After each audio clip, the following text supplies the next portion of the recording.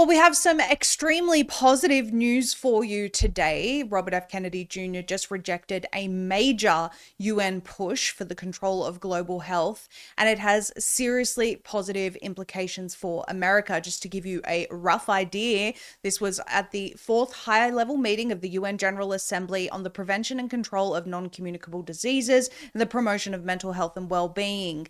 And the declaration that RFK Jr. rejected would have mandated digital surveillance of all citizens, dictated tax policy to sovereign nations, given corporations direct policy control, created interoperable tracking systems, and used climate change to justify health tyranny. We want to play you that full announcement here. Take a listen. We launched the Make America Healthy Again agenda to confront the root causes of chronic disease, especially for children. We put nutrition, physical fitness, and responsible medicine back at the center of health. That's why we're calling out the truth. Ultra-processed food is driving chronic disease. America has the highest chronic disease burden on earth. This is both a public health crisis and an economic crisis. We now spend 90% of healthcare costs, about $4 trillion a year, on chronic disease. It's also a national security crisis. 7 out of every 10 American children cannot qualify for military service. America suffers more than anybody else, but this is a global calamity.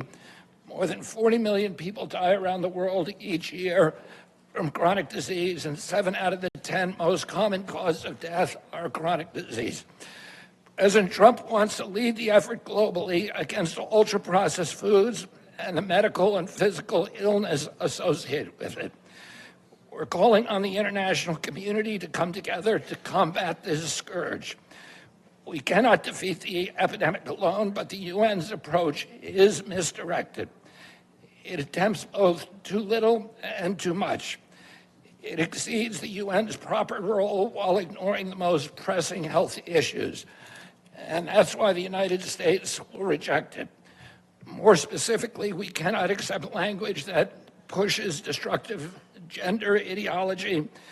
Neither can we accept claims of a constitutional or international right to abortion. The WHO cannot claim credibility or leadership until it undergoes radical reform. The United States objects to the political declaration of non-communicable diseases. Member states decided earlier this year that this meeting should approve a declaration in advance by consensus to ensure this gathering would not be marred by controversy. But the declaration is filled with controversy, with provisions about everything from taxes to oppressive management by international bodies of communicable diseases. The draft declaration before us today should not have been included in today's agenda. The United States will walk away from the declaration, but we will never walk away from the world or our commitment to end chronic disease. We stand ready to lead, to partner, to innovate with every nation committed to a healthier future.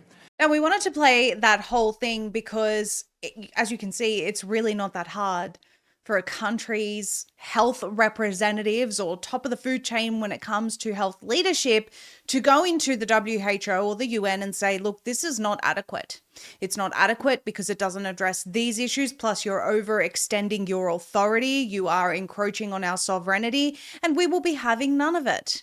It's really not that difficult, and yet so many nations across the world have gone ahead and agreed to the WHO's pandemic treaty, the IHR amendments. They want to agree to whatever overreach the UN wants to have.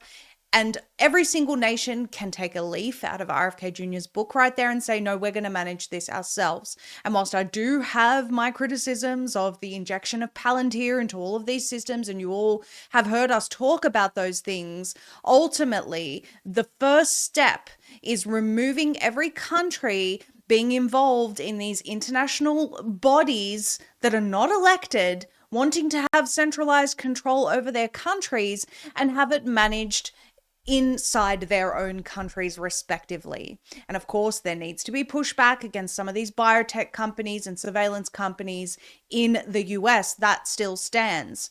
But this move, rejecting what the UN is doing, is absolutely phenomenal. We applaud RFK Jr. for this, and we hope that other countries will follow suit.